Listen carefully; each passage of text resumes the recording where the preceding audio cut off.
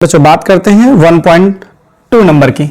यहाँ पे जो एनसीईआरटी का क्वेश्चन नंबर 1.2 है, क्या बोल रहा है कि electrostatic force on a small sphere of charge, जो चार्ज की वैल्यू दी गई है वो कितनी है, एक स्मॉल स्फीयर है। तो मैं एक स्मॉल स्फीयर यहाँ बना दे रहा हूँ। इस पर जो चार्ज की वैल्यू है Q1 की वैल्यू कितनी दी जा रही है आपको, जो Q1 की वैल्यू है वो 0.4 माइक्रो कूलम है। इसका मतलब क्या होता है, इसका मतलब होता है 0.4 10⁻⁻6 कूलम होता है। अच्छा, due to another small sphere of charge, एक दूसरा स्फीयर है वो कहां पे रखा है ये नहीं पता है, लेकिन उनके बीच में जो फोर्स लग रहा है वो मालूम है आपको। कितना लग रहा है, इन एयर में रखे गए हैं दो स्मॉल स्फीयर ऑफ चार्ज, एक यहां पे रखा है, एक यहां पे रखा है। इसकी जो वैल्यू दी गई है वो Q2 की वैल्यू कितनी है, Q2 की वैल्यू है -0.8 माइक्रो कूलम। तो आपको वैल्यू मिल जाएगी -0.8 10⁻⁻6 कूलम। अब ये एयर में रखे, कहां पे रखे हैं, एयर में रखे हैं। इनके बीच की क्या डिस्टेंस है वो मुझे नहीं पता है, लेकिन इनके बीच में कितना फोर्स लग रहा है वो पता है। देखो यहां पे कहा क्या गया है कि force on a small sphere, जो स्मॉल स्फीयर है उस पर फोर्स लग रहा है।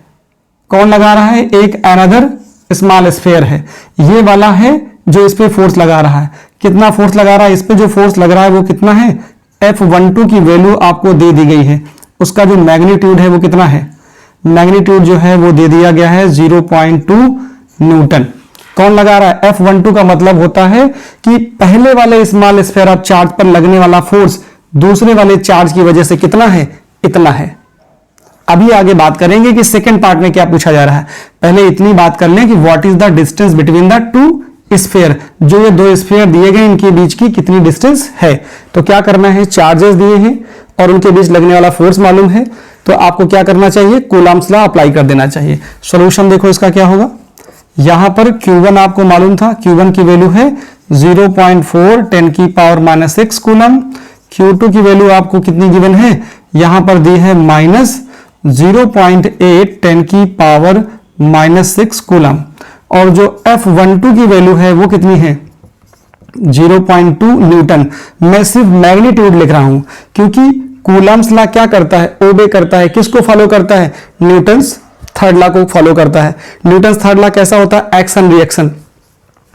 ये वाला चार्ज इस पर जितना फोर्स लगाएगा उतना ही फोर्स ये वाला चार्ज इस पर लगाएगा, सीधी सी बात है। तो यहां पर क्या है, ये वाला चार्ज इस पर कितना फोर्स लगा रहा है उसकी वैल्यू दे दी गई, इतना ही फोर्स ये वाला चार्ज इस पर भी लगाएगा। सेकेंड वाले पार्ट का तो आंसर आपको ऐसे ही मिल गया, लेकिन फिर भी करते हैं। मैंने यहां पे मैग्नीट्यूड में लिखा है और यहां भी मैग्नीट्यूड में ही लिखा है, वेक्टर लगा के मॉड लगाया है, यहां पे मैंने मॉड वेक्टर कुछ नहीं लगाया। जब आप कूलम्स लॉ को अप्लाई करते हो तो आप चार्जेस को उनके साइन के साथ नहीं लेना है, क्या लेना है, सिर्फ मैग्नीट्यूड में लेना। जो फोर्स निकलेगा वो मैग्नीट्यूड में ही आएगा। देखो क्योंकि फोर्स मैग्नीट्यूड में दिया है तो चार्जेस को भी मैग्नीट्यूड में लेना है। कूलम्स लॉ क्या होता है, देखो आपको आर निकालना था, यहां से कूलम्स लॉ क्या होगा,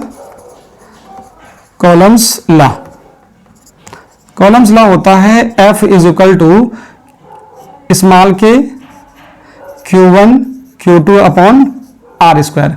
आर निकालना है तो यहां पे आर स्क्वायर इधर कर लीजिए, के Q1 Q2 अपॉन F आ जाएगा। क्लियर हुआ। यहां से देखो सारी वैल्यू आपको मालूम है, के की वैल्यू कितनी होती है 9 10⁻9, Q1 की वैल्यू कितनी होती है वो आपको ऊपर से मिल जाएगा 0.4 10⁻⁻6। Q2 की वैल्यू मैंने कहा है मैग्नीट्यूड में रखना, कितना आएगा 0.8 10⁻⁻6 हो जाएगा। अभी क्या आया, अभी देखो यहां से कितना, F की वैल्यू 0.2 दी जा रही है, तो यहां से सारी चीजें देखो पॉइंट से पॉइंट हटा दीजिए और इसको 2 से 2 कैंसिल करोगे 2 आ जाएगा, ठीक है। और देखो जरा से कितना आएगा, 9 आया है, यहां से 9 मिल गया और ये 2 से इसको मल्टीप्लाई करो 0.8 को तो 1.6 मिल जाएगा। अब देखो जरा 10 की पावर में देख लो, 10 की पावर 9 है और यहाँ पे 6 6 12 हो जाएगा। 10 की पावर -12 में से 6 जाएगा, 9 जाएगा, तो यहाँ बचेगा कितना, यहाँ होगा -3। तो क्या हो सकता है, यहाँ से आप ऐसा ले सकते हो, इसको उठा के इधर कर दीजिए, पॉइंट डेसिमल हटाएंगे तो नीचे 10 आएगा, 10 ऊपर लेके जाएंगे तो 9 × 10 यहाँ 16 आएगा और 10 की पावर -4 आएगा। स्क्वायर रूट ले लीजिए इधर, तो r की वैल्यू जो आएगी 3, इसका 4 आएगा 16 का, 9 का 3 आएगा, 16 का 4 आएगा, 10 की पावर -4 का 2 आ जाएगा। इसका मतलब यहां से कितना आ जाएगा, ये r की वैल्यू आ गई 12 इंटू 10 की पावर -2 मीटर, या इसी को आप लिख सकते हो कितना, 12 सेंटीमीटर। तो आपसे पूछा गया था कि डिस्टेंस बिटवीन द चार्जेस क्या होगी, बिटवीन द स्फीयर क्या होगी, वो इसका प्रॉपर आंसर हो जाएगा। सेकंड पार्ट में क्या पूछा जा रहा है, जरा देखिए। सेकंड पार्ट में पूछा जा रहा है what is the force on the second sphere due to the first. पहले इसका स्क्रीनशॉट ले लीजिए, फिर मैं इसको रब कर देता हूं, हटा दूं। देखो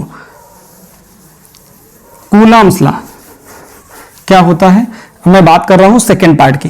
तो सेकंड पार्ट में क्या लिखना है, देखो सेकंड पार्ट है ये, बी पार्ट। यहां लिखा जाएगा since Coulomb's law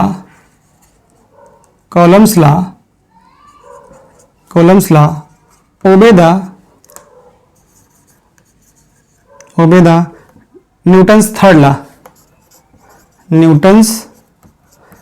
third law.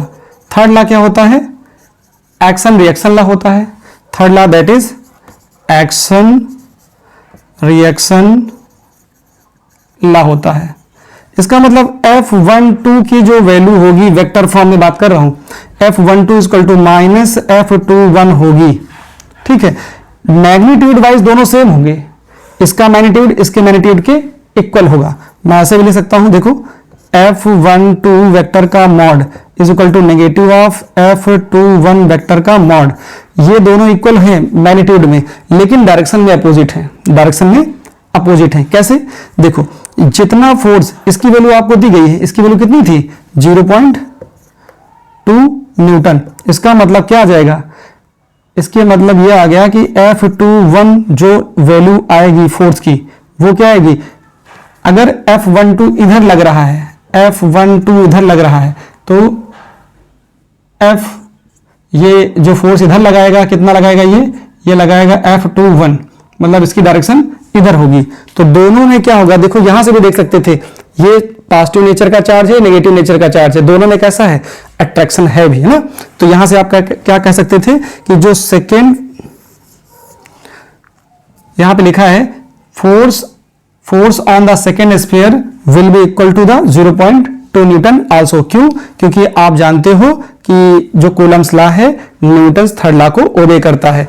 जितना ये वाला चार्ज इस पे फोर्स लगाएगा, उतना ही फोर्स ये वाला चार्ज इस पे इंप्लीमेंट करेगा। तो ये एक्शन रिएक्शन को फॉलो करते हैं, तो आंसर यहां से हो जाता है।